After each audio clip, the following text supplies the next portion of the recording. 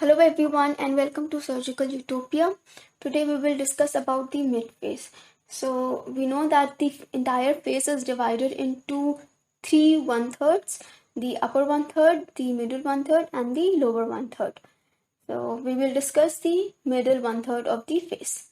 So as you can see the pointer, this is the upper one-third, that is from the area of the supraorbital rim above and between the frontozygomatic suture and the occlusal plane of upper teeth, it is middle one-third, and below that from the occlusal plane of the lower teeth to the base of the mandible, that is lower one-third.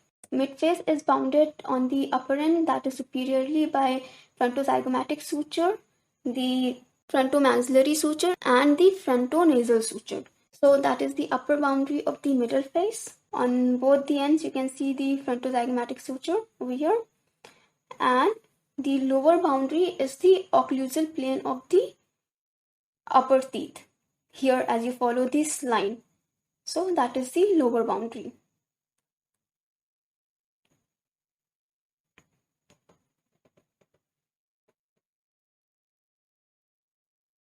So you can see the pointer, and if you follow this area that I'm highlighting in the mustard yellow color, this entire area of the face will come in the region of middle one-third of the face.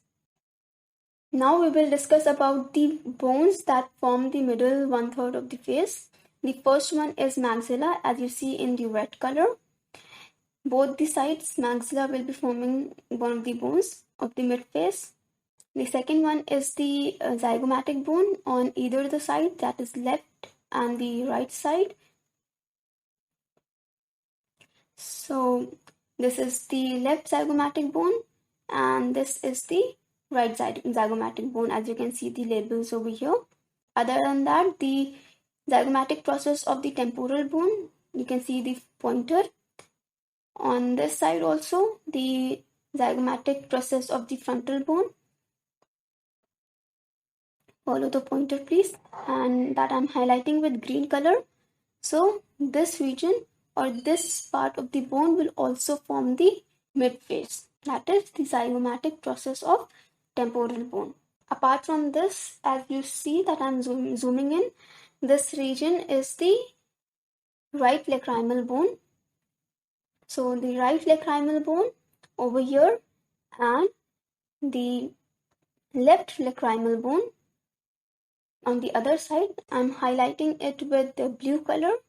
Now other than that, if you notice this purple colored bone, the highlighted bone in purple color, this is ethmoid bone, and this will also be a part of the midface, because obviously this is following the region of the middle one-third of the face. The next is the vomer bone, and let's just highlight that in blue color.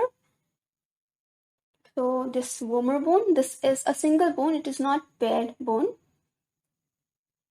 And other than that, the inferior nasal concha, the left and right inferior nasal concha, we are highlighting that in green color. The next one is the nasal bone, the bony septum of the nose. This is the nasal bone, and we will highlight that in yellow color. Yes. So these are the bones that are forming the midface from the anterior surface, and we will just hide the mandible for the sake of visuality, and we will see what all other bones are forming the portion of midface. So here you see, follow the pointer, this is the palatine bone in bright yellow color. This bone will also form the midface, and apart from that, the pterygoid plates of the sphenoid bone. So these plates are present on both the sides, left and right. So the pterygoid plate of the sphenoid bone will form the posterior portion of the midface. Now, one thing that we need to know about midface is that it contains certain pillars or certain areas of thickness and strength. So there are vertical pillars and the horizontal pillars. We will discuss the vertical pillars first. And if you follow this highlighter in green color, this is the anterior or canine pillar, and it follows lateral to the nasal aperture. Then in this blue color, it follows the frontozygomatic suture, the area of the zygomatic bone, and involving the maxillary bone up till the alveolar process. So this is the zygomatic pillar. So that is the zygomatic pillar where I'm moving the pointer. So now rotating the skull to visualize the undersurface of the maxilla, I am moving this blue highlighter over here. This is the pterygomaxillary pillar. So this is the third vertical pillar. The significance of these pillars is that in cases of trauma, these pillars are employed for the fixation of the fractured segments.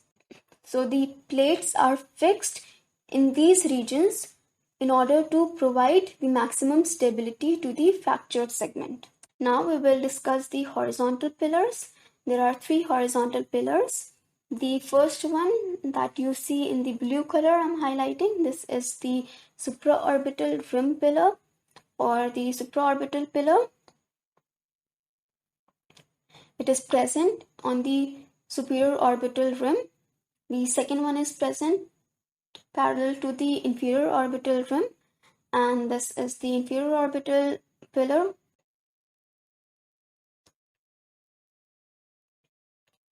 Whereas the third one that you see on the alveolar process, this is also a horizontal pillar of the metaphyse. So this is the alveolar process, and it forms the inferior horizontal pillar. So we have 3 horizontal pillars: the supraorbital, the infraorbital, and the alveolar process, the upper alveolar process. So this was it for today's video. I hope you guys liked the video, and in the next video we will discuss about the clinical diagnosis, the clinical features of midface fractures, the classifications, and the treatment protocols. So until then, stay tuned to Surgical Utopia, and bye bye till then.